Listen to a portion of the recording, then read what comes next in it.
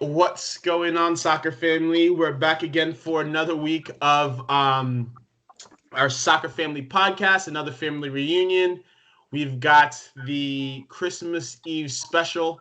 Obviously, going into Boxing Day, there's a lot of topics that we have to cover in the next hour or so.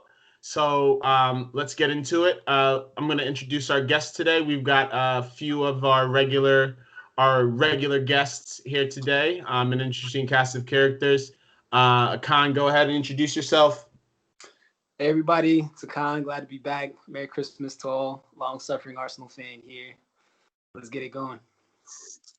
Josh Carr, top of the table Liverpool fan here. Happy holidays to everybody. B. Ginger.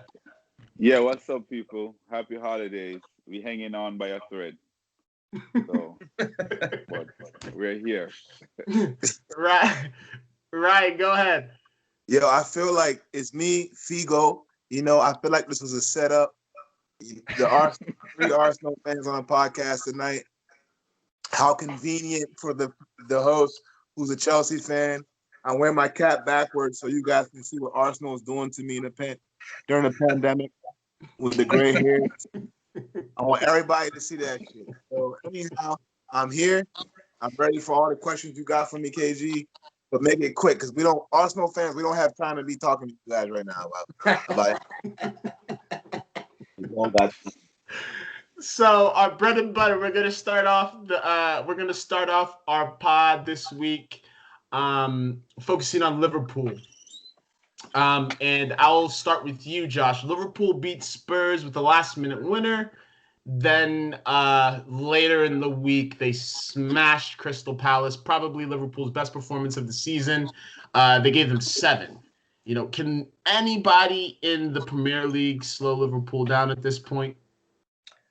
Well, I'll start back at the Spurs game. That Bobby Firmino goal was huge, right? That builds momentum. That puts positive vibes in the locker room. Moving on to the Crystal Palace game, that really is probably 7 of the most quality finishes I've ever seen in a game.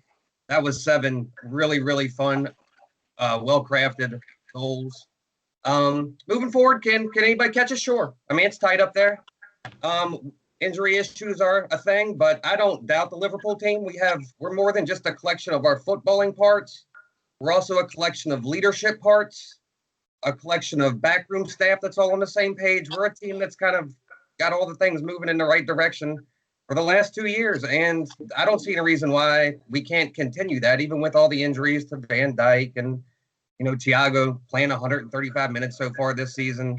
Yeah, but like I said, man, it's tight at the top of the table. I follow an alternative Premier League table that weights the wins by opponent and home and away ties, and at the top of the table now, that table has Manchester United, Leicester, and us all tied at the top of the table based off of schedule. So, and 6 teams within 2 points of each other on that table. So it's tight. Let me ask you this. One of the constants I feel like, and probably one of the more underrated two of the more underrated players at Liverpool that have been stalwarts that, almost seem to never get hurt, Andy Robertson and Sadio Mane.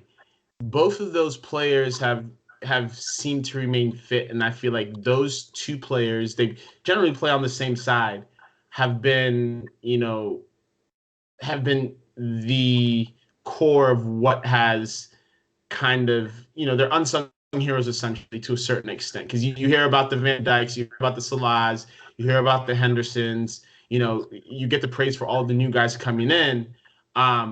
Do you think that those 2 players, carry more weight than they're given credit for? I would throw Genie in there too. Genie started 22 games in a row or something like that for us. He's on the left side of that midfield 3, interlinking with Robertson and Sadio. I think they get plenty of credit. Robertson's probably our player of the season so far this year. It's either him or Genie. With all the ins and outs we've had with injuries and whatnot, and Bobby's form dropping, although Salah keeps on putting it in the back of the net. But Robertson's been the driving force when we've needed him to be. But Trent gets all the pub, being English, being young. the FIFPro, team of the season. That gets a lot of ink, and he's on the side of the wall, in Liverpool with the murals, all the Under Armour commercials, and Robertson's not quite that same celebrity status yet. But man, if it's consistency, right? It's consistency. Those guys have played together for 2 or 3 years now, and you develop that partnership. And when you play with somebody for that long, the basic things kind of, you don't have to think about them anymore, and you can move on to the more progressive things that you and expand your game in that sense. So. Ryan, while we're on the topic of Liverpool, earlier in the season, we covered a topic about them missing Van Dijk. And I think you were the proponents of, them not going to be able to sustain one. And earlier in the season, you also mentioned that you didn't think that that they were going to be able to maintain the same levels that they have. Where do you think they've been able to how do you think they've been able to maintain such a high, consistent level over the past, 3 years, 2.5 years? No, actually, it's going on 3 years, because at the end of the season, when, they did end up losing, essentially January is when they started that run a couple of years ago when they first got Van Dijk. So what do you think has been allowed them to maintain such a constant level of performance over the last 3 years? So in the last 3 years, I'm going to go with my spiritual side tonight. Tonight is spiritual Figo. In the last 3 years, 3 years ago, LeBron James, the champion, the GOAT, he got involved with Liverpool Football Club. I believe in the law of attraction. Have you guys ever heard of that, people? The law of attraction? No, expound on that for us, for those that don't know. Ever since LeBron James got involved with Liverpool Football Club, those guys have been winning. I can't figure it out. Guys get hurt, they're still winning. Mohamed Salah, who was a nothing player at Chelsea Football Club, up here and to my top right, I don't know where he is in reference to you guys' cameras, but Chelsea Football Club had Mohamed Salah, did nothing with him. He comes to Liverpool, LeBron James invests, and this guy is the Egyptian Messi, These guys' own song, Mohamed Salah, a gift from Allah. He's always scoring. It's almost boring. Please don't give my Salah away. So, I can't give a reason. So there's every reason to believe that Liverpool should not be where they are right now on the table, but they just keep finding guys out of nowhere. Robertson is a guy out of nowhere. You know what I'm saying? Like Alexander Arnold. He got relegated with Hull. Alexander Arnold. Yeah. These guys are from nowhere. Like, we don't know who these guys are. Curtis Jones is coming too. Yeah. Relax. Curtis Jones is coming. You got some other guy playing out on the left-hand side. I don't know where he came from. Diogo Jota? From Wolves? Yeah. No, the young kid. He's talking about Curtis Jones. Curtis Jones. Yes, this kid. Yeah. So I'm not gonna pretend like I know who Curtis Jones is, because I don't. But the reality of it is the law of attraction has been on Liverpool's side. I don't know if I'm talking football, it won't make sense at this point. But the one constant has been LeBron James and, of course, Jurgen Klopp. And I'm just going to stick with that, because everything else, there's a lot of moving pieces there, and they continue to dominate football. So in the hardest league, in the world, the Premier League is the hardest league in the world. And these guys are making it look like a cakewalk. So hitting teams for 6s and 7s. So I don't pretend to talk sense, because to me it doesn't make any footballing sense what they're doing. So Bernard, you and Ryan had very similar opinions when it came to this particular topic in terms of them not being able to maintain. I guess for you, what do you think has been the biggest contributing factor to them being able to maintain? Do you think it's the coach? Do you think it's the style of play? Do you think it's the profile of the players? Like what do you think is their secret sauce? Well, there is no one thing that you're gonna say, oh, is this one thing that's making them successful right now? What I would say is that every team or all of those teams, Chelsea had a cycle where everything is just going right and they're winning. Manchester City had a cycle when Pep come. Arsenal had their cycle. Manchester United had their run. I just think right now it's Liverpool's time. Everything that they're doing is working. All the young players that come in, they just fit in perfectly, and it's like nothing. Like they're not skipping a beat because they're winning. The confidence is there. Everything. There's just peace in the club. You don't hear no distraction. You don't hear nothing about them firing 55 workers, right? Or they furlough the staff and get rid of these. You're not hearing none of them little things. They right? tried it. Everything is just They going. tried. Yeah, they Yeah. tried. But then the paper is just going to spin it and everything becomes positive. It's no longer about Liverpool and negative. Then it's going to be all about Arsenal and they're firing the guy who they had for 27 years or something like that. So it's just, they're the just going dinosaur. through that patch where everything is working fine with them. That's how I look at it right now. And Okay. do I think anyone could catch them? No, for two reasons. Them and I don't think the other teams will be consistent enough to maintain the level of performance that they are doing at the moment. So you're telling me that it has nothing to do with LeBron James? I said it's a combination of both. I'll give LeBron James 0.1%. I think that's about what he owns too. It's about 0.1%. So, Akan, staying on the Liverpool topic, Jurgen Klopp won FIFA Coach of the Year over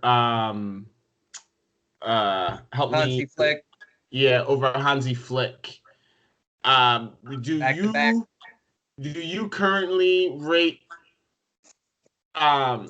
do you currently rate Jurgen Klopp as the best manager in the world? And beyond that, from my opinion, he's been showing a lot of Mourinho-like tendencies in the past couple of months in terms of his incessant complaining about everything.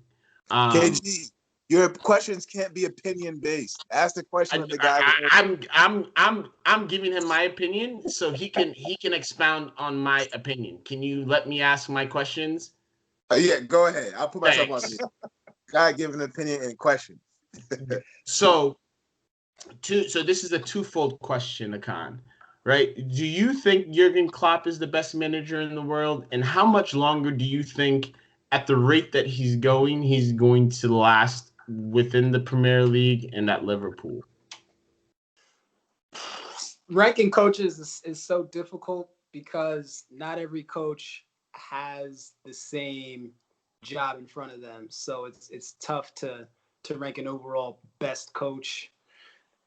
Jurgen Klopp, he's in a great situation over at Liverpool.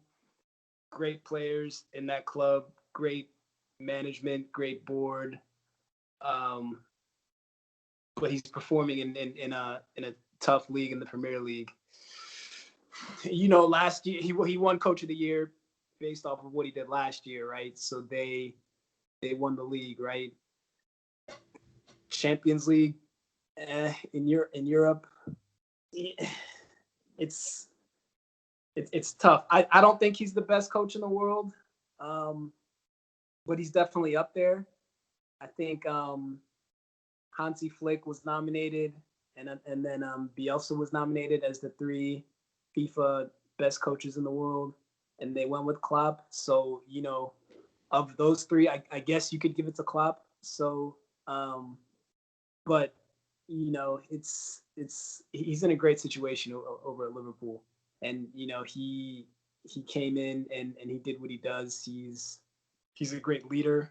So, the club and the board were behind him, and he's one of those polarizing figures. So he was able to have success. But, it's working in tandem with an organization that can help you be great. So there's a lot of coaches that don't land in great situations like what Klopp had at Liverpool, where you don't get to see their talents. But you have to give, I guess, Klopp credit for picking that situation that he's in over at Liverpool. So on paper, I guess you could make the argument, but in terms of tactics and coaching, everything else that goes into being a great coach, I think he definitely has some weaknesses there. But I think him winning the award was okay. I'm okay with him winning the award. Bernard, do you have something to add? I wanted to ask a question. Club won the award from winning the Premiership, right? And I guess the German coach won the Champions League. I guess Mourinho, was upset.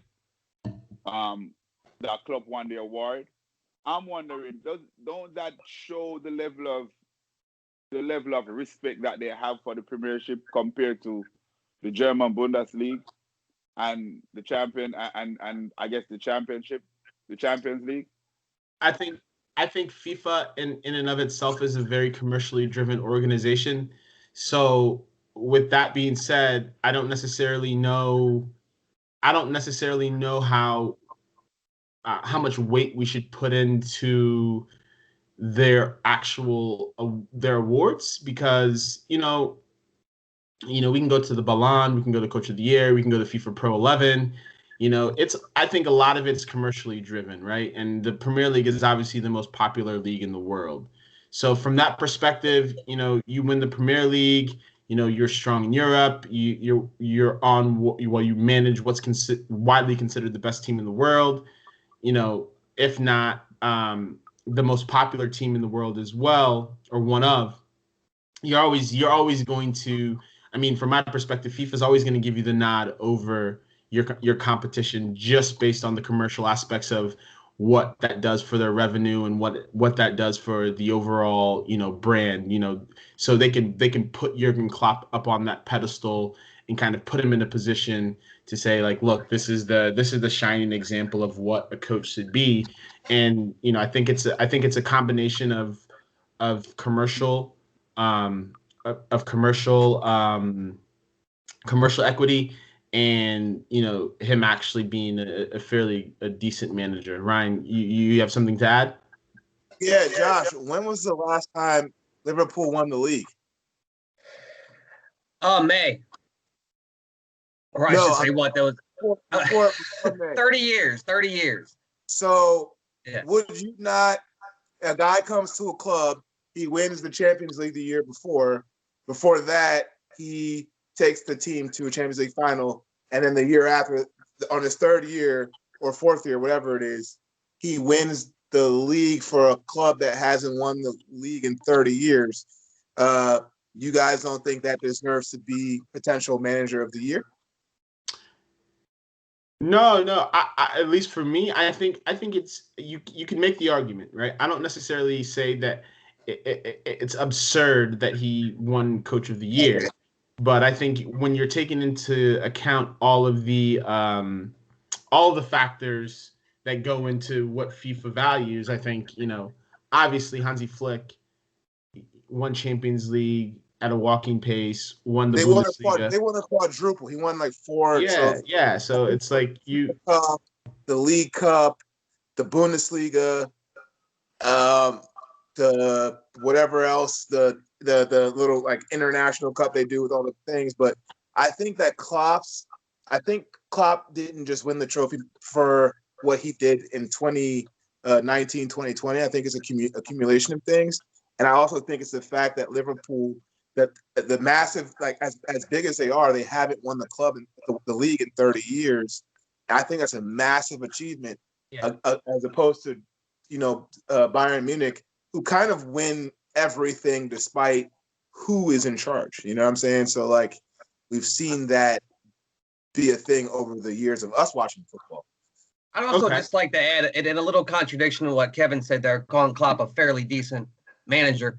He's probably the best combination of tactician and man management on the market today for managers. Nobody out there marries those two aspects of the job, in my opinion, better than Klopp. The guys love him. The guys love him. What's that? It wasn't just KG. It was a con too. The guys love him.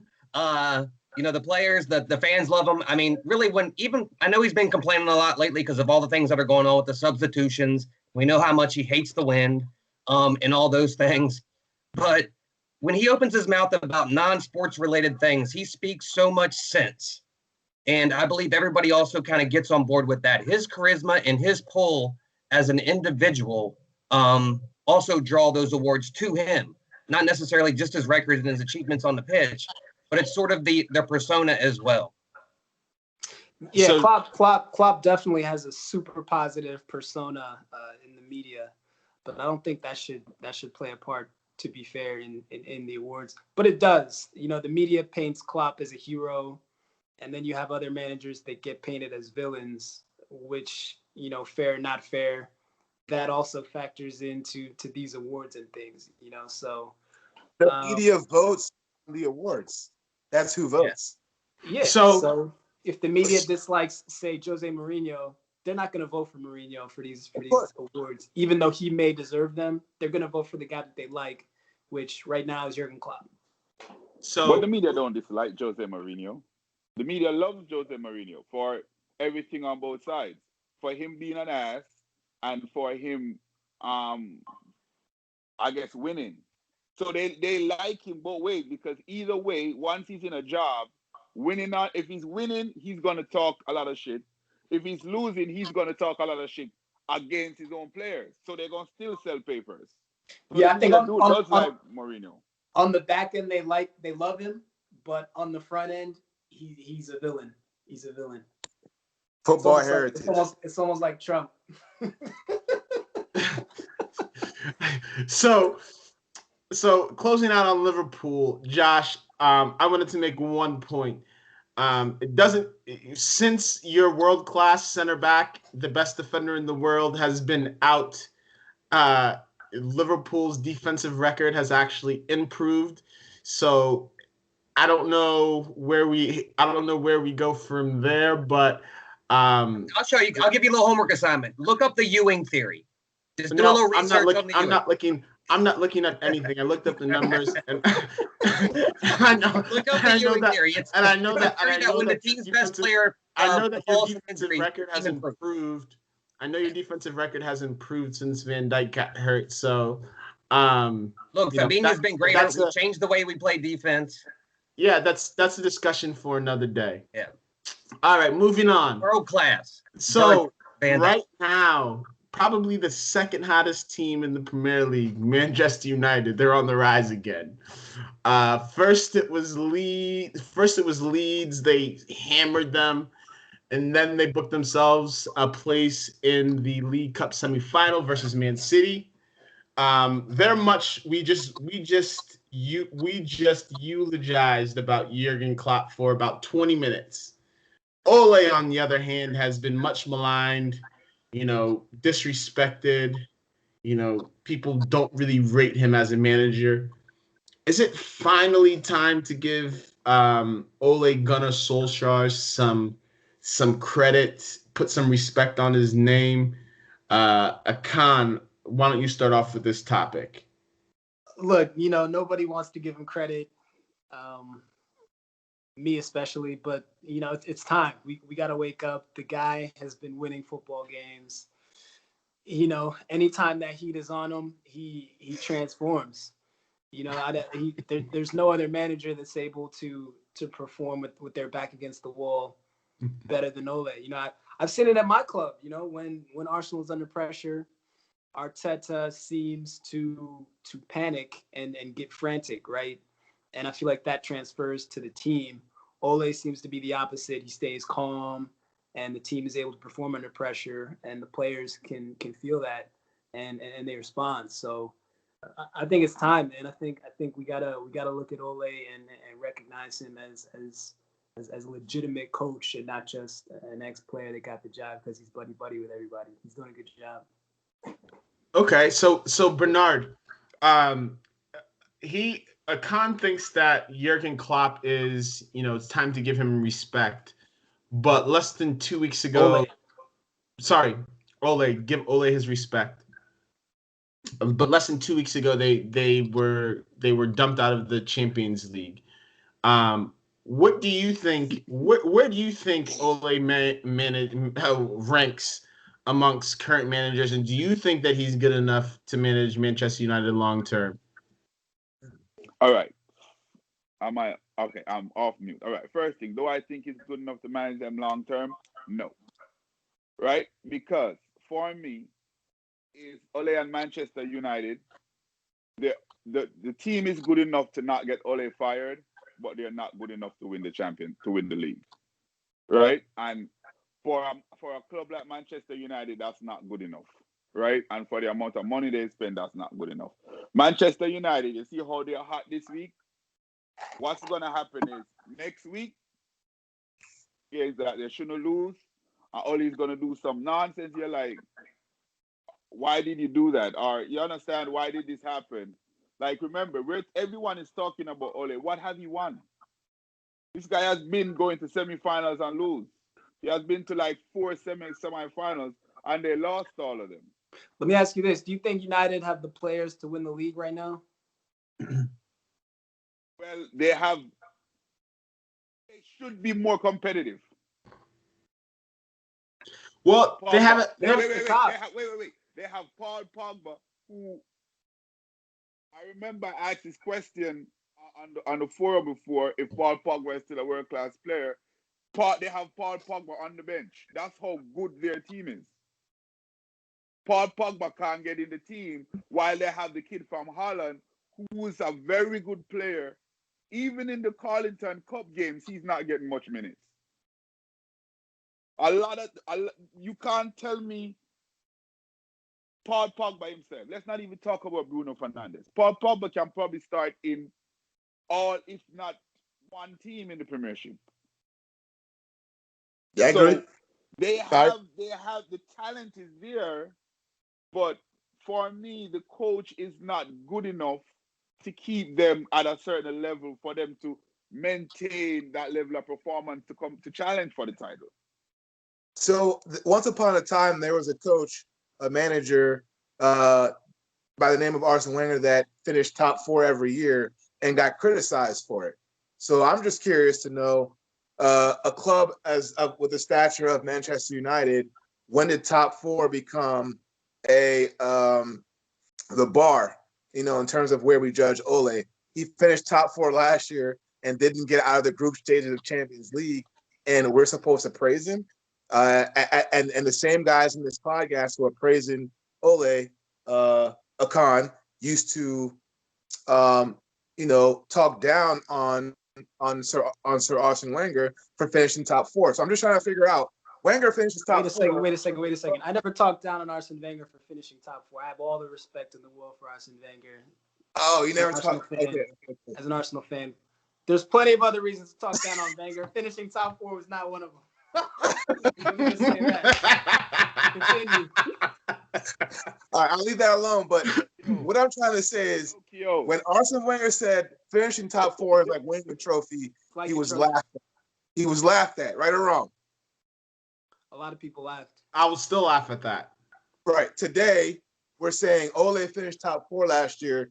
Let's give him another year, right? He gets booted out of the Champions League group.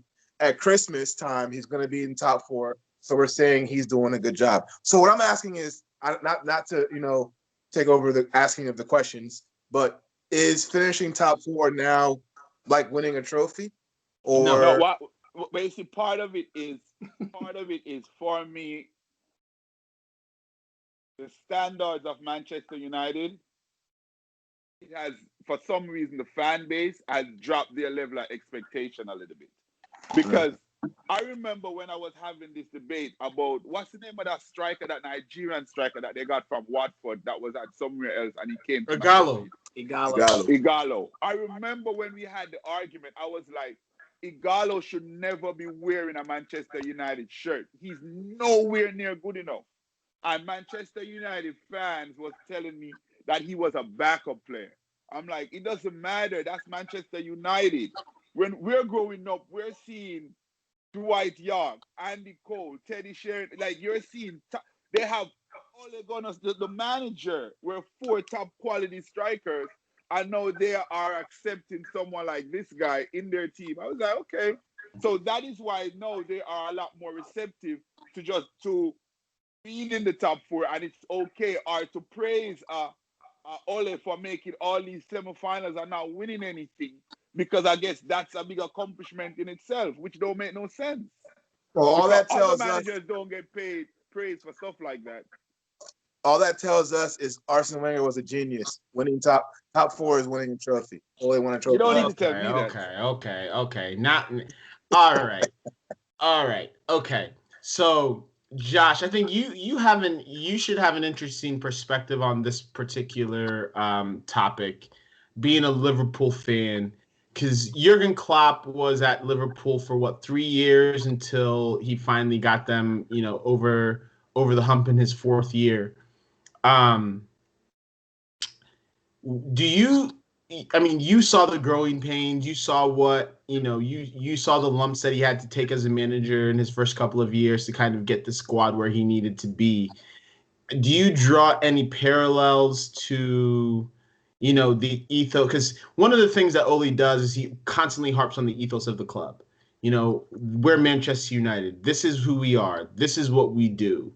Do you draw any parallels to Manchester United currently and kind of what Jurgen Klopp brought back to Liverpool, bringing back, the ethos of the club? Like Jurgen Klopp is one with the fans. He's one with the club.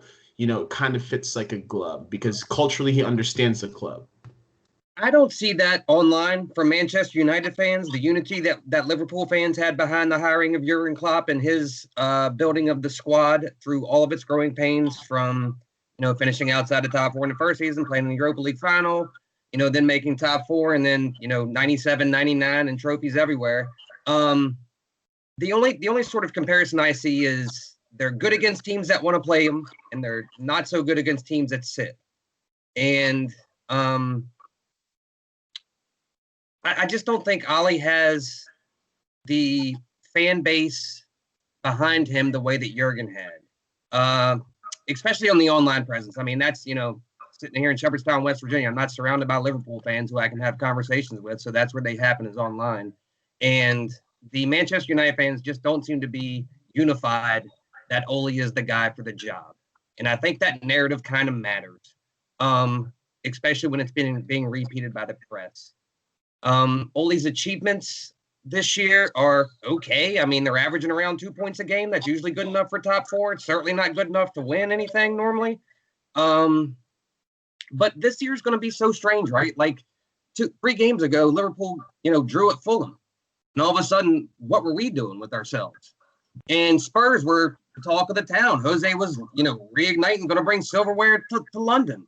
Now he had 2 bad results, and now we're questioning what they're doing. This is going to be like a crash-up derby, and we're just going to see which car is still running at the end. We're going to have a 78 to 82 point champion, and so that means that a lot of people are going to take some L's and take some draws. And so, we're going to go through this, sort of every week. Whoever's hot is going to be, oh my God, did they figure it out? And then the next week it's going to be, nope, they didn't figure it out. They just drew away to West Brom. Which who we're playing, unfortunately, this weekend. The good old Sam Allardyce came back just in time to play Jurgen Klopp, which is always fun. No, so I don't know, man. I mean, they look fun. They're a fun team to watch. They have a lot of attacking talent. I said it sort of in the overview, a while ago that Pogba and Fernandes can't operate in that midfield together. They need 2 runners with Fernandes behind them, and that's what McTominay and Fred do. They do play Pogba and Fernandes against teams that'll sit and let Pogba pick them apart and sit a little deeper. But I mean, I I kind of still have the same amount of not respect, but admiration for Ole's talents. I'm still waiting for him to prove something to me. He hasn't shown anything to me that stands out. Okay, fair enough.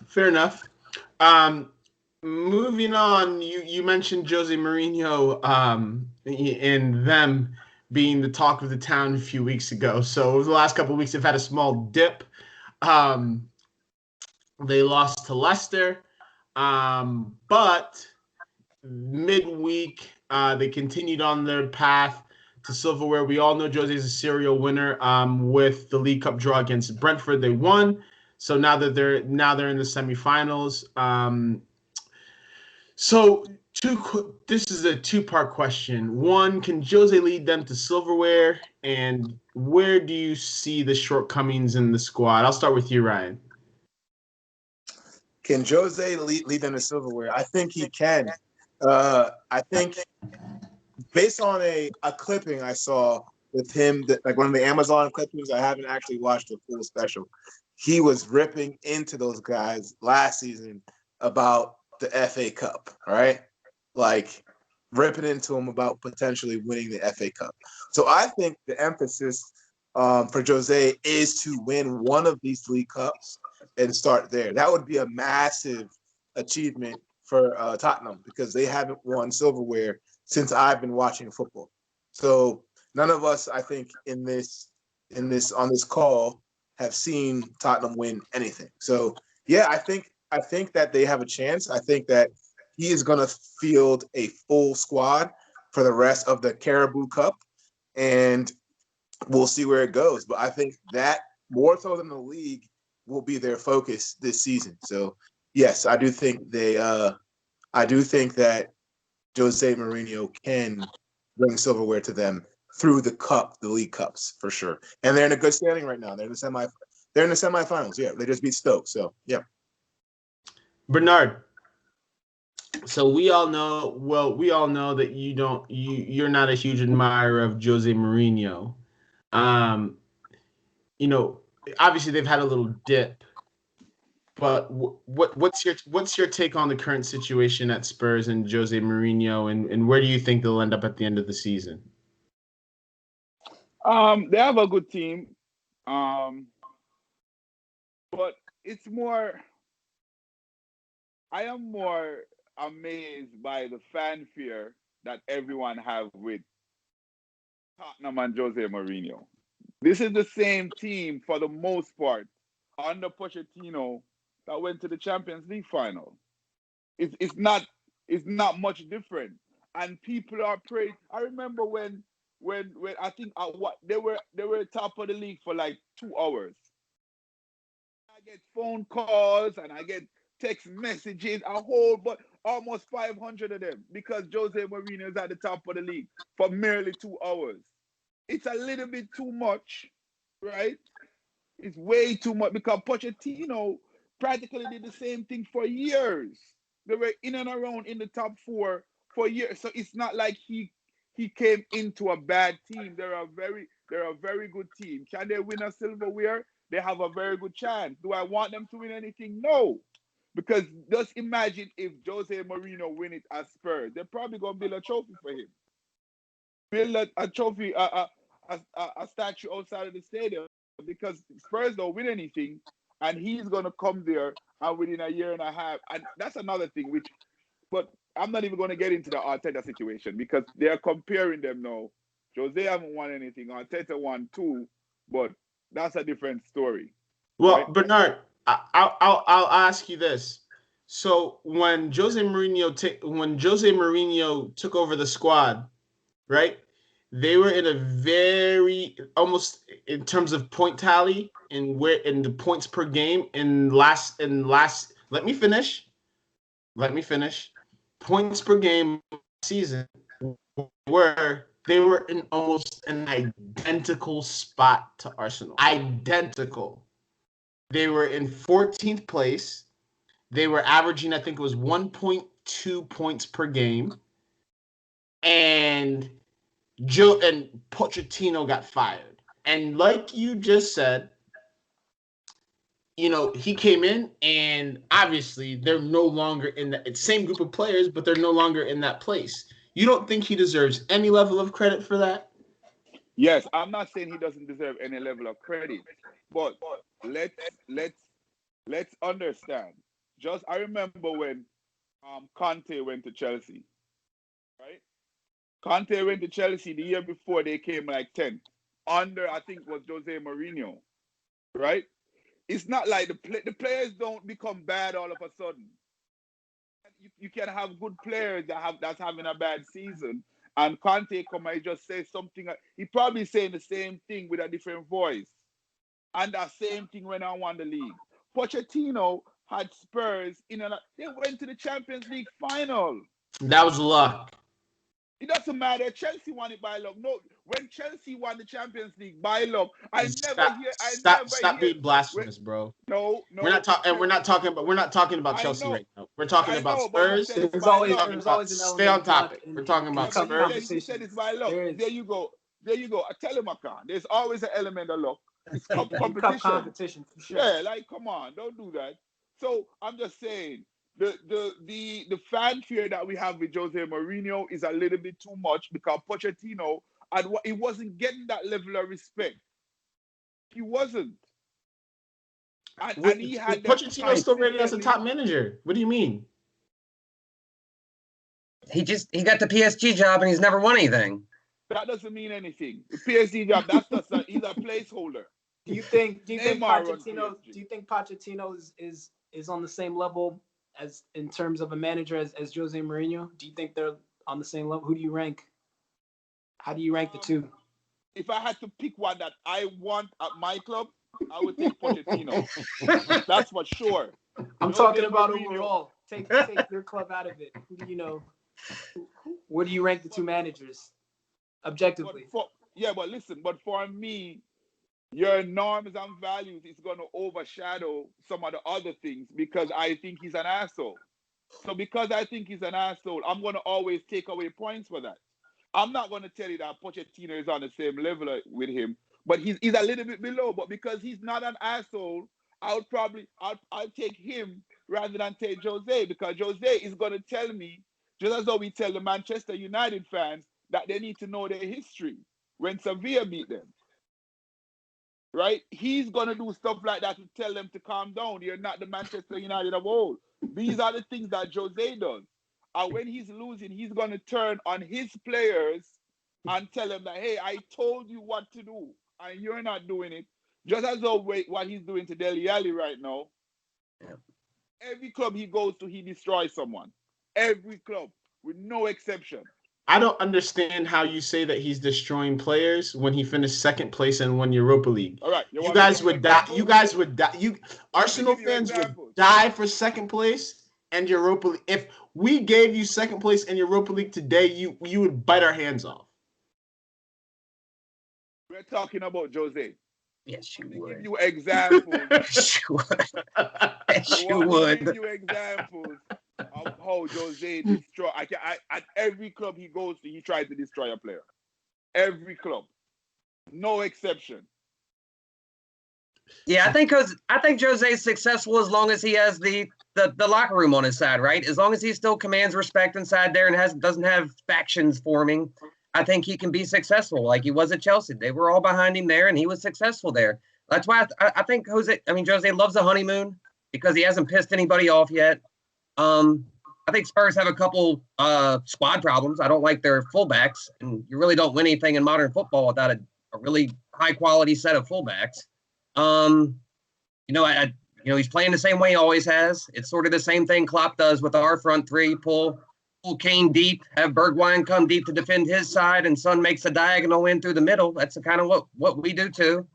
So I mean, yeah, I think he can win, but he's certainly an asshole, and he's certainly going to piss somebody off at some point. And we'll see how that falls out. Yeah, I think Spurs could definitely win something this year. I think they have a shot to win the league, and Jose always performs well in the cups. So they could definitely win something this year, and they've got the squad to do it too. I think the weakness in their squad is their center backs. I think they lack real quality in the center of that defense. I think Alderweireld, Toby is hit or miss. Vertonghen hasn't played. Vertonghen is gone. Oh, is he gone? Okay. Benfica. Okay. That they've got that other Colombian center back that's Sanchez. Sanchez. I think he's no good. So I think they are a top center back away from being a real problem in the league. So Ryan, I saw you shaking your head. You have something to add? No, nothing to add. I think one thing that we have seen even under both Pochettino and under Mourinho in his short stay is that both Son and Harry Kane struggle to stay healthy throughout the course of a season. I don't think I've seen either player in their time at Tottenham play without getting a significant injury. So we'll see how that plays out because the team offensively is heavily reliant on those two players. And if they're going to continue to play in these cups, which they are in cups, it's not going to be like a Leicester City story where they were only in the Premier League and they were able to keep these guys healthy because they're playing in one competition. Spurs are in a couple different competitions. And as you could see against Stoke, they had to bring on Harry Kane in order to kind of solidify that game. So we'll see how it works out for them. But I don't think in terms of winning the league, they have any chance because of the lack of depth, Ryan, couldn't you say that against you could say that against every top club that if Liverpool lost Salah and Mane, they would struggle to win. If United lost Bruno Fernandes, they'd be in trouble. If City lost Sterling and De Bruyne, they would struggle, and they're in multiple competitions. So City have say that about everybody. City have won multiple trophies with Kevin De Bruyne out on long-term injuries. So we can't. That example is a poor example, in my opinion. But go ahead, Josh. You had something to say. I just wanted to compare Mourinho's current style of play with what Ranieri did there with that Leicester team since you brought it up. Like Leicester was Conte wins the ball, passes to Drinkwater hits a route one to Vardy chases it down, right? And that's kind of what Jose is doing too, right? Except for you're passing it to Kane and Kane's hitting the bomb down route one and Son's chasing it down. It also saves kilometers on legs. When you're not pressing, when you're sitting that deep, you're saving kilometers on your legs. When you're only running 8 and 9 kilometers per game, you might have a little bit more in the tank as opposed to, a team like Liverpool who are going to high press a little bit and play that high defensive line and try to defend higher up the pitch. That requires a little bit more. Or a Bielsa team that runs everywhere all the time for no reason whatsoever. So I just think this season is going to be so unpredictable that whoever can hold it together and stay in the competition long enough till the end, and if they can hit a hot streak in May, anybody can bring it home. You just got to stay around it. Okay, so that's a very good point, Josh. So one of the teams that are already not around it are Arsenal Football Club. So I need the three of you. I need the three of you guys take a deep breath because we're about to do a deep dive. So Arsenal have lost 8 games already. I guess the first question I have, and I would like whoever wants to jump, whichever one of the three of you want to jump on this topic. How does Mikel Arteta still have a job? White privilege. It's that simple. I think anybody else would be gone by now. You should have been sacked immediately after the Burnley loss, without question. It's unacceptable. The place that we're at in the table. He's got no excuse. His interviews are getting worse and worse. I don't know why he still has a job, but somebody's looking out for him somewhere. He must be a made guy because he's still got his job. So I have no idea. Right, go ahead. I think in terms of where Arsenal are, Arteta has won a trophy this calendar year, and like you said, there are like you said, Arsenal would kill to be second and win Europa League. There are clubs that would kill to have won a trophy in 2020. I think that definitely is saving him. I think the fact that Thomas Partey, when he was healthy, the team looked so good under Arteta with Thomas Partey in the club against Manchester United. I think that is also saving him. We haven't had him at all since the Manchester United game consistently. But we look like a world beater against Man United. And then the fact that he was Pep Guardiola comes from his coaching tree. I think that is also playing a part in why he has not been sacked. The world is in love with Pep Guardiola, the world of football, and this guy Pep continues to speak up on his behalf. I think if Pep were to come out and tell Arsenal, "Hey, look, you got to pull the plug on this guy," I think Arsenal would be naive enough to listen to everything Pep Guardiola tells them to do. So, I just think that, he's won a trophy. He's a Pep guy. Everybody, is looking for the next Pep or the next Klopp. And, for whatever, somebody at Arsenal seem to think that he's that next guy. So, I think despite what happens, he's going to make it to the end of the season. So, Bernard, I mean, I know your point of view on the situation, that you think it's bigger than the manager, but I mean, even at this point, with the players that you have, how is Arteta still in this job? Because as what you said, all right, it's a double-edged sword. Based on results, should he get fired? You can't deny that. He's a club the size of Arsenal, 8 games already before Christmas. Those are fireable offenses, right? That's for sure. But what is also clear is that the problems at the club, which this is something I have been saying for years, that the problem at the club is bigger than the manager, right? And I think people above him, I think they just start to recognize that. And I think they realize that, okay, if you replace Arteta right now and replace him with someone else, you probably get a little bones, but the problems are going to still be there. And I think what they're trying to do, they're trying to look to the future, and they realize that a lot of players are going to be running out of contract at the end of the season, and he's going to fully get an opportunity to really build his own team. And the fact that he won a cup and a half per season, those things help buy you more time, right? But losing 8 games already, you lose like 5 games at home. If they come and they fire him tomorrow, I can't play. And I'll be like, okay, it's fine. But do I think they should fire him? I said no, because the problems are bigger than the person sitting on the bench. It's bigger than him. Josh, do you think Arteta is a problem or not? Do I think I wouldn't say a problem. Do I think he makes mistakes? Yes. You and everyone else on this panel, tell me a manager that don't make mistakes. Listen, that's a good point. So Josh, you are a big proponent, and it sounds like you. Wait, Kevin.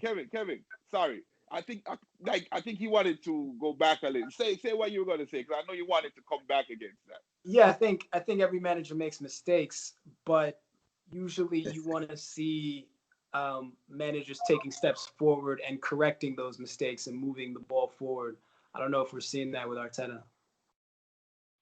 Yeah, but we need to see improvement. What you're saying, because I'm not seeing anyone now. You're there. We can hear you. Okay, yes. Cut off. All right. This is what I'm talking about. This is where the problem comes in for me with Arsenal.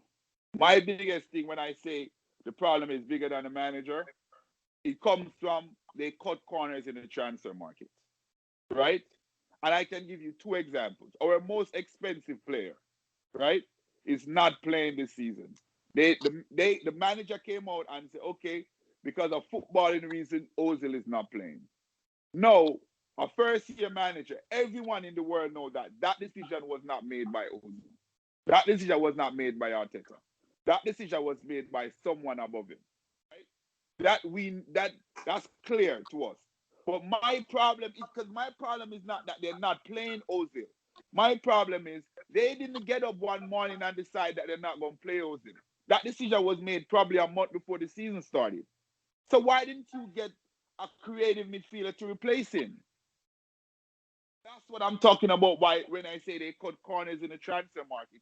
Because rather than go out and get an adequate replacement, they were there hoping that, oh, this guy is going to come and this guy is going to contribute, these young players. That's another example. Thomas Partey. They were chasing that guy for a whole year. They knew that he had a release clause of 45 million. They knew that. They knew Atletico wasn't going to negotiate on the release clause. Why didn't you just pay the money at the start of the transfer, at the start of the summer, so the guy could settle in properly and he could be there for the start of the season, rather than wait until a few games in the season for the last day of the transfer market, and then when the guy comes in, then he has to get acclimatized and all that. Like, some of the little basic things that you're like, yo, why are they doing some? And then on top of that, Arsenal right now, we have no luck. Everything is just going against us. And there's a lot of luck that needs to be in football, which we don't have. And Aubameyang is going to probably the worst form of his life. Like, I don't know, man. It's just. But Bernard, do you not think in this type of situation it would benefit a club like Arsenal to have a manager like Jose Mourinho, who, if he doesn't get a player or something inside of the club is not going his way, he's going to let it known before the fact. Listen, I want this player. I was asking for this player, and I didn't get this player. So now the onus is no longer on Arteta. The onus is more so on the club. So, I think part of the problem is the same way you guys took a shortcut in the transfer market.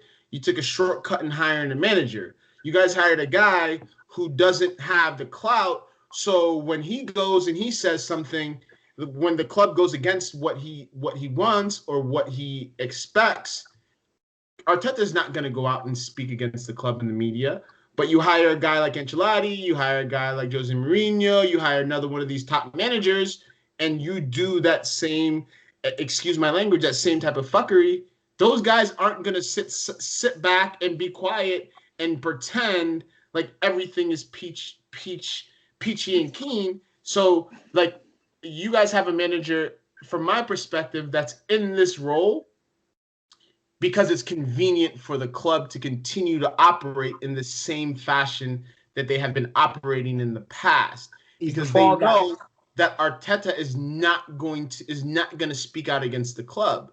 And so long as he's continuing to operate in that mode and coming out with these crazy statistics, I don't necessarily know if anything is going to change. Yeah, but you see, that method, it can go both ways. You know what I call that method? I call that method the Jose Mourinho I want to get fired stimulus package. Where all he's going to do, he's going to start complaining that he doesn't get what he wants, so he can get fired and get a big paycheck. That's on one hand. That's how that works, right? But I want to make sure I say this. Do I think Arteta is a good manager? Yes.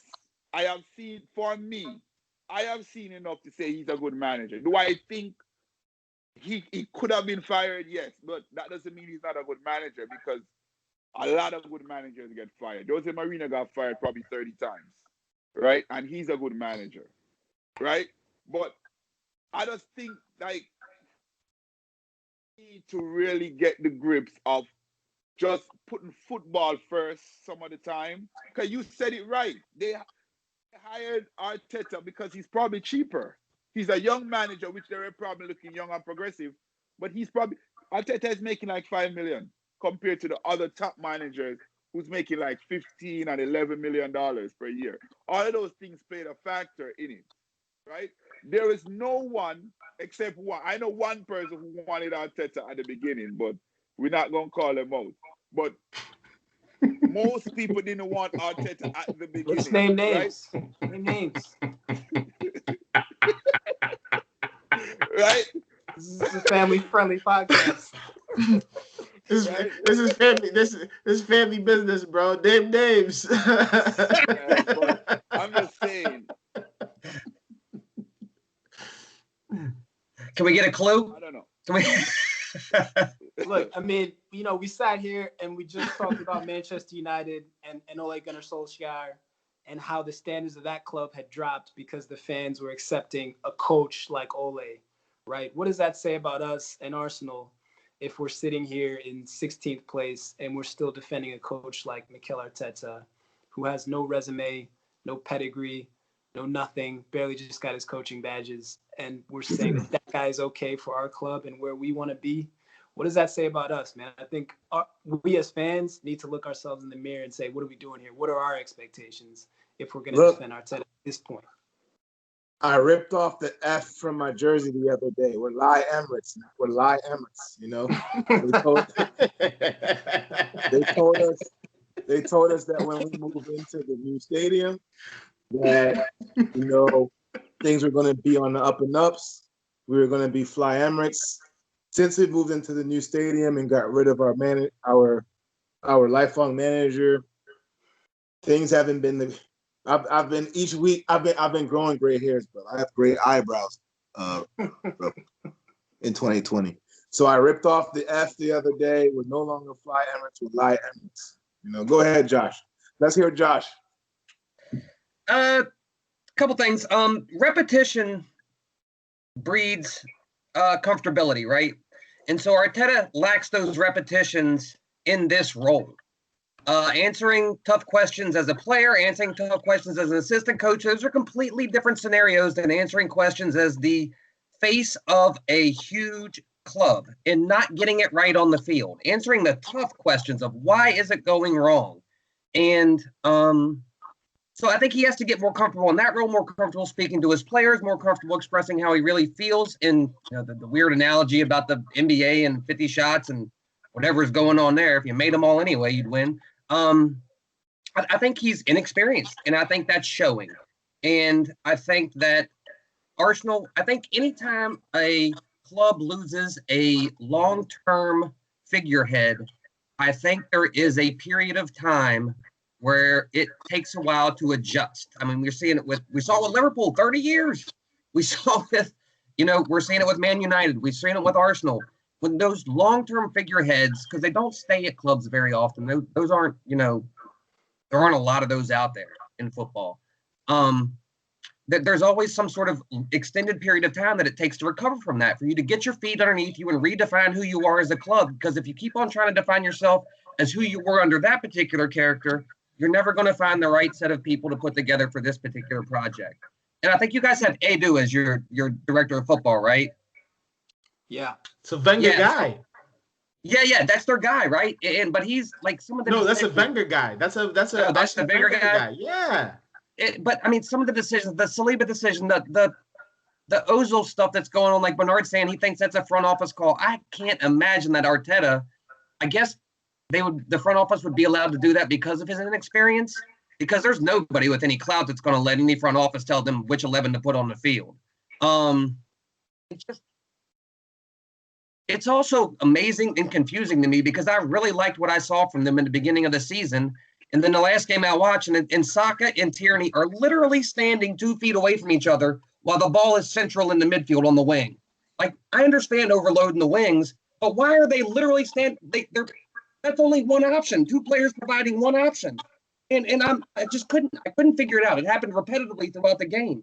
And I couldn't figure out what he was trying to do. And, that's my take on Arsenal. And I'd really like you guys to take the rest of the time so I can enjoy that discussion. Look, I don't think the players understand what he's trying to do either. There's just a lot of confusion around the club. And I think the Arsenal job. Let me finish. The Arsenal job is a very tough job. Where we're at right now, the demand from the fans is high. The squad, I think, is okay, but it's a job that's very high pressure. And to put an inexperienced coach like Arteta in this situation is not fair to him, to be honest. He hasn't been in the trenches or in the wars yet. So I think the club would have benefited from a more experienced manager that has been around the block a little bit, and maybe an outsider that isn't necessarily a club man. Because Arteta right now, he looks like the fall guy. The board pushed him out there. He said, "Yo, ex-Arsenal player. Everybody loved him. We all loved him as a player, as captain, this and that. He's Spanish, Pep Guardiola. He had all this going for him." And now everybody's blaming Arteta. The club is in 15th, 16th place. It's not 100% Arteta's fault, but he's the guy that everybody pushed out there in front, and he's the guy that has to take the fall because he is the manager. He's the head coach. So, sacking Arteta is not going to fix all of the club's problems. Nobody thinks that, but the way it looks right now, he is a problem. We're not sure if he's a great coach or not. He may be a great coach down the line, but right now the players seem to have turned on him. You don't see players coming out backing Arteta. Mesut Ozil is out there. He's on Twitter the whole time. He's playing video games. Is he training? We don't know. I haven't seen him tweet anything in support of Arteta. The players seem confused. It's not a great situation. So, I want Arteta sacked. That's Alan Pardew's music, right? I hear Alan Pardew's music. You guys need to stay up. So Bernard, Exactly. I've got a question for you. I've got a question for you. I had this discussion with Ryan offline. So 2 players that Arteta has put an extreme amount of faith in. One is Willian, the other one is David Luiz. Do you think that as a manager, him relying on those 2 players so much shows his level of inexperience? Well, the William situation, that I don't understand, which most Arsenal fans wasn't a fan of William from. I don't think most Arsenal fans. That's a lie. That's a lie. Don't do that. Don't say most. Don't say most. So you're right, and I was one of them who I wasn't a fan of William from he was at Chelsea, right? And then the fact that he's a Chelsea player coming to Arsenal, I wasn't a big fan, but I trusted the manager. So if the manager said he wanted William, I said, okay, you know what? Because based on what I have heard in terms of his interviews and some of the things that he believes in his non-negotiables, I'm saying, okay, if the manager said William is the thing, that's what we're riding with. I also, he need to put him on the bench, that's for sure. Because there are other players there that seems way better. In terms of David Luiz was back to the same thing. They cut corners in the transfer market. Remember when David Luiz got there? Yeah, David Luiz got there because Koscielny decided that he didn't want to go on tour. But they extended him though. Yeah, under Arteta. Arteta, yes, as the manager, made the decision to extend his contract. Yes, because big up to him and said he was a really important player in his locker room. Which I understand, but again, the long-term vision for that was because they had Mustafi, Socrates, Chambers. And there is the other Greek center back. That's 5 different center backs that they're extending for 1 year. That they're planning on getting those guys out at the end of the season, and to give William Saliba 1 extra year of playing football somewhere else. So when he comes in, he can come in fully ready to replace David Luiz. So David Luiz was just a stopgap. William Saliba has been playing in the U23s, and by all accounts, has looked terrible.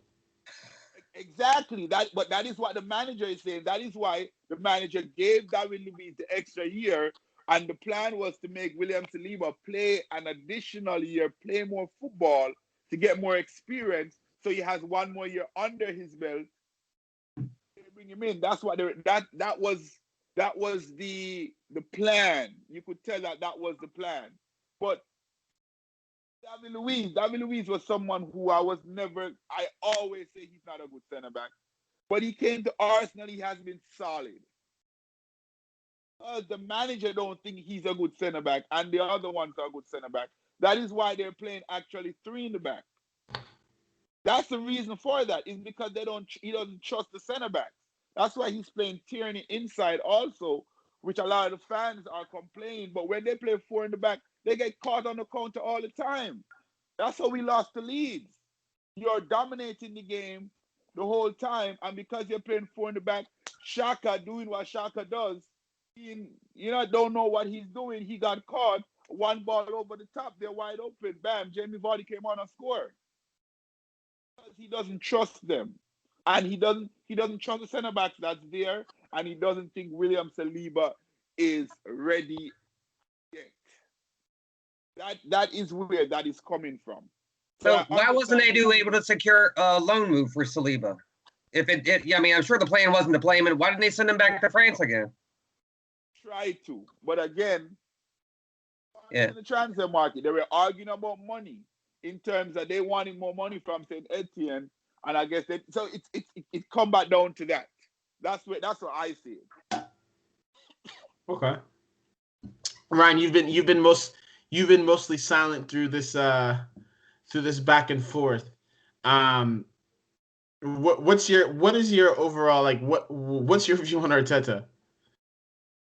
I think that right now, when it was going well, a lot of Arsenal fans were singing Arteta songs, including the two Arsenal fans that are in this podcast with me today. I've had individual conversations with them both, and he had the support of every single Arsenal fan out there. Okay, he had his own song within a week of being manager. So guys like Troops from AFTV, we're calling him Mikel Artekas, So everybody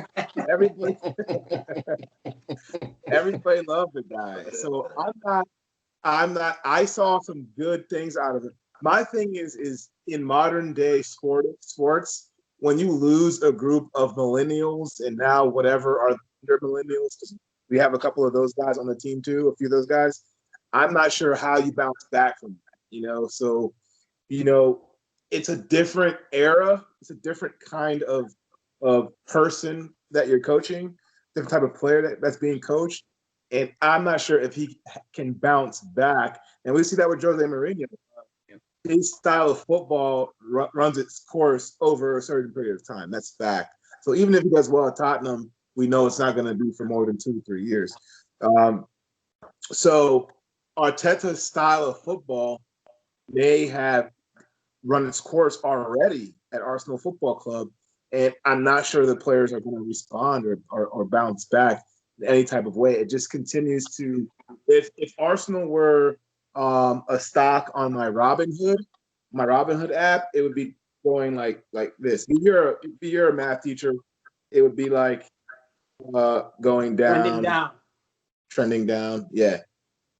Downward trend. So I have a question. Why do you guys think you're having such a hard time scoring? Do you think it's creativity from midfield? You don't have enough talent up front in Nketiah, Aubameyang, Lacazette, 75 million pound Pepe? You guys have decent fullbacks. You could throw Saka back there on the left, have Tierney play. The Tierney's a good player. You guys have decent wing players. I'm curious why you guys are having problems scoring. I think it's a personnel issue. We don't have. Arteta said it himself. We don't have goals from midfield anymore. Yeah.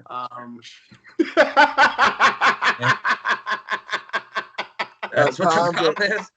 Akan's a Ramsey fan, Josh. Oh, okay. My bad. I know where this is going. But don't you guys have like Willock and ESR coming up and all those guys?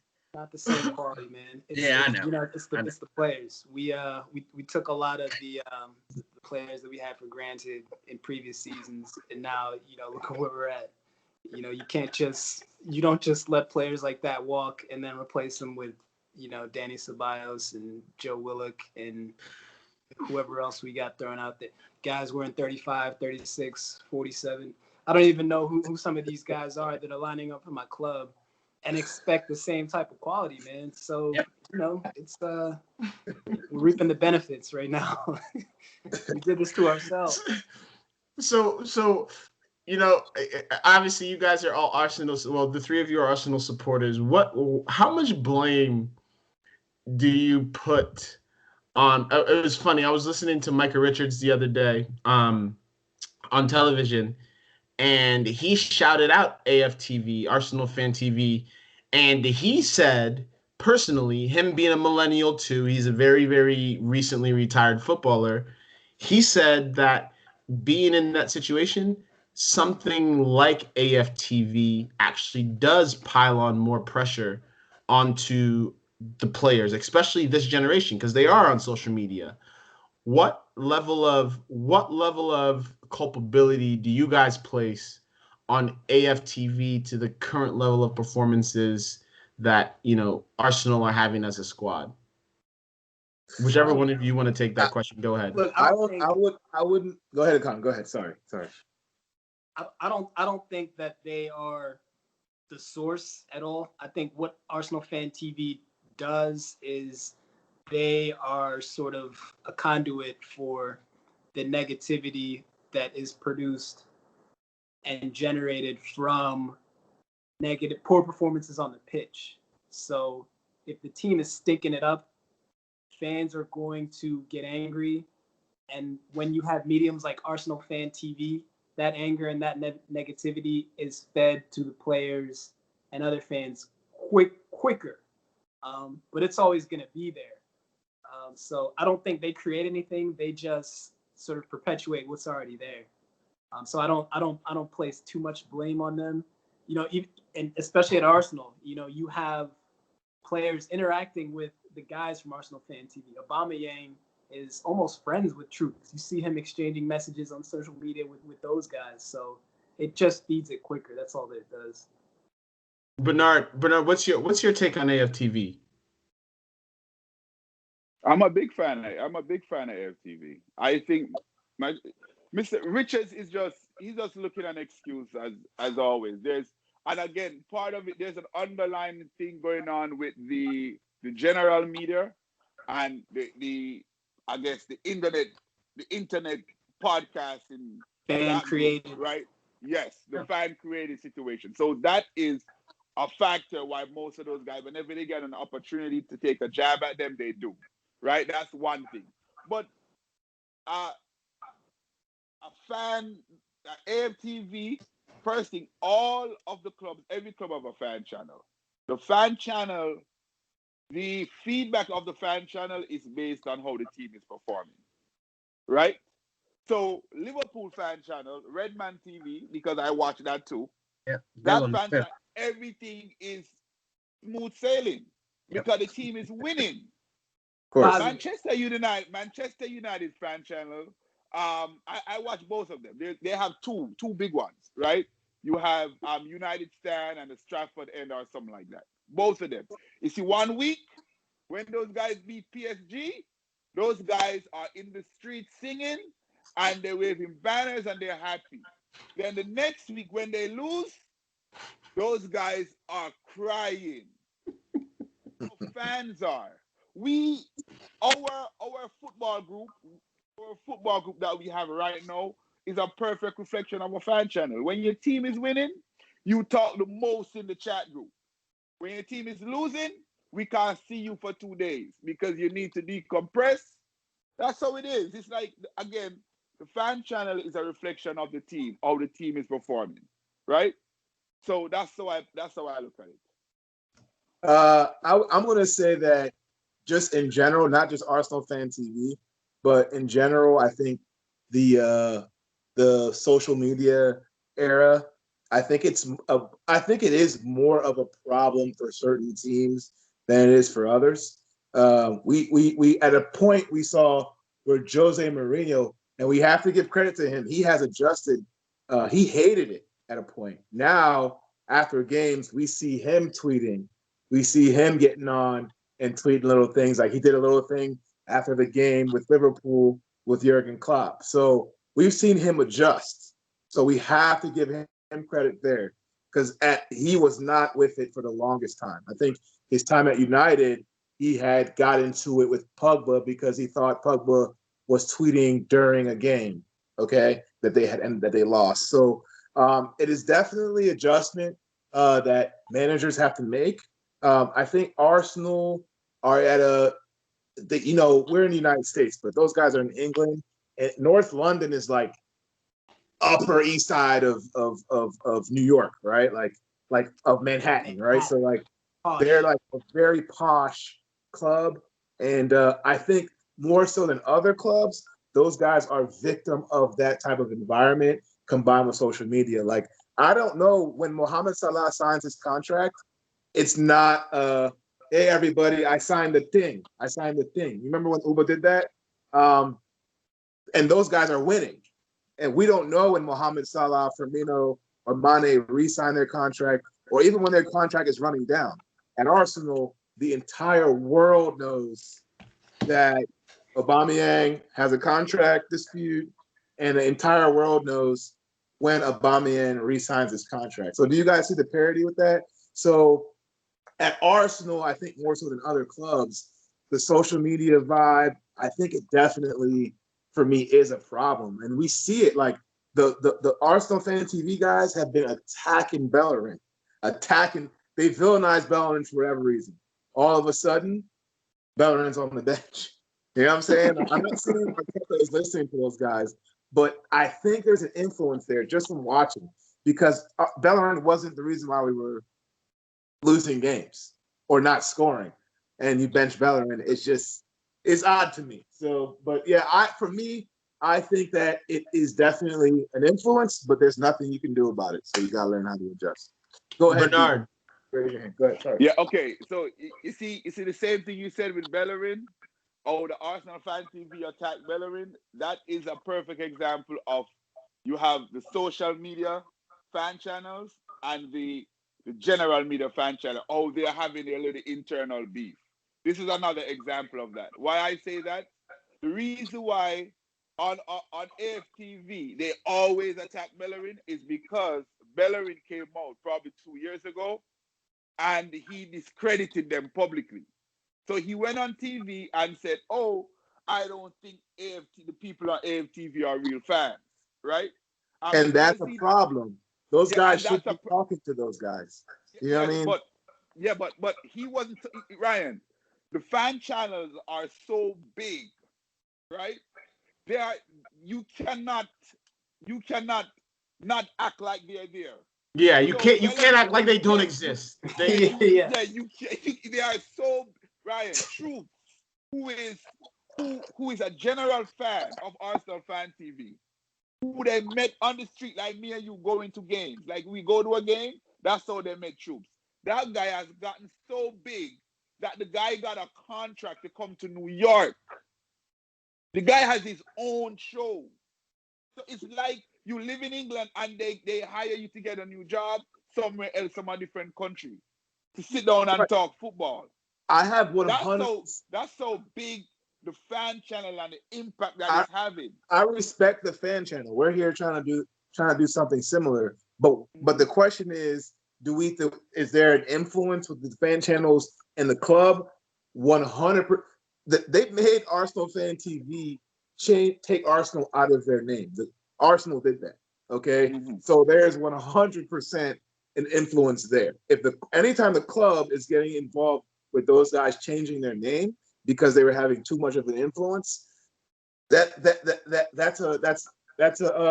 problem, you know. Yeah, so, but what I'm saying is that happened because they're losing. Because if they're winning, everything on Arsenal fan TV would be glorious and fun and happy. Like it would be positive. But because the team is losing, all we're just looking for a reason to say, "Oh, this is the reason. That's the reason." No, it's not because of those guys. Those guys are not the main reason why the team is losing.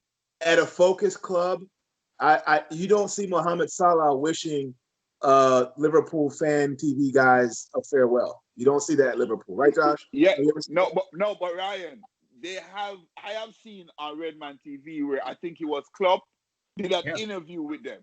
Now, Klopp has a good relationship with the guys from Redman TV. But what happened, Arsenal fan, Ryan, when I say Arsenal fan TV is huge, and Ryan, okay, every club in England, every club in the Premiership have a fan channel. And the main reason why they have a fan channel was because when Gary Neville, he called out Arsenal fan TV. So those two guys were going back and forth, and then Robbie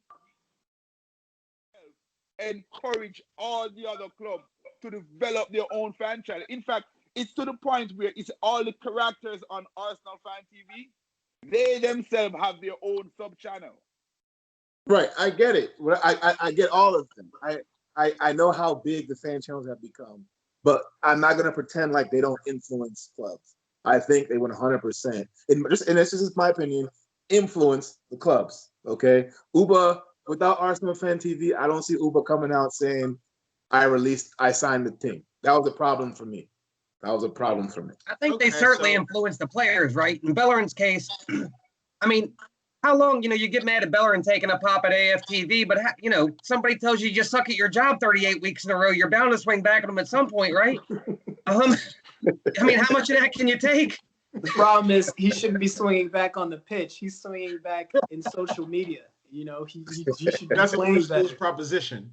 Yeah, that's the only problem with the fan channels is that they sort of profit off of the poor results. So when Arsenal are doing poorly, the fan TV is more explosive, and the views and the takes are better, and they get more views. So yeah. But it's important that the fans have a voice. My problem is that competent clubs don't look to their fan channel for advice on how to run their club. They just know what they're doing, and Arsenal fan TV should be in the noise. But it seems to have influence on our club, which is terrible. Good point. So, I mean, there's a very big game coming up at the weekend. Obviously, the London Derby, Chelsea versus Arsenal. I feel like that's so. I feel like they're walking Arteta to the guillotine, with a bag over his head. Guys, predictions for the game this weekend. Josh, let's start with you. 4-0 Arsenal. Yeah, all the goals coming from midfield. The forwards don't score at all. Okay. I have no idea. I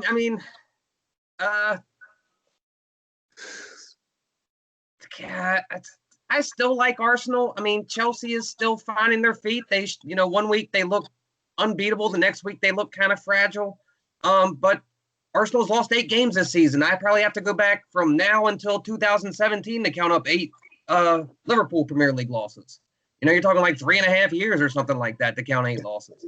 I mean, that's a lot of games to lose in a season. So, I mean, I would probably say I just shade it to Arsenal just because I think this season is crazy and it's down for some. Akan. Look, we've been losing to clubs a lot better than Chelsea. My head tells me that we should have no chance in this game. But, like Josh said, it's been a crazy season. So, I would not put it past Mikel Arteta to get a result here, and have a little stay of execution. His job is on the line, and in a one-off game, he's shown that he can produce results like he did in the cup run. So I think this one will be tight. I think it'll end 0-0. Ryan? I don't think I've ever on this podcast predicted an Arsenal loss, but we have not. If I'm being 100% honest, I don't know where a win is going to come from. So we've played against teams that historically we haven't lost at home for years, or we beat Everton every time we play them. So I don't know. Carlo Ancelotti, though, man, that's not Everton. It's Carlo Ancelotti, though. We beat them. We beat Carlo Ancelotti Everton. Last.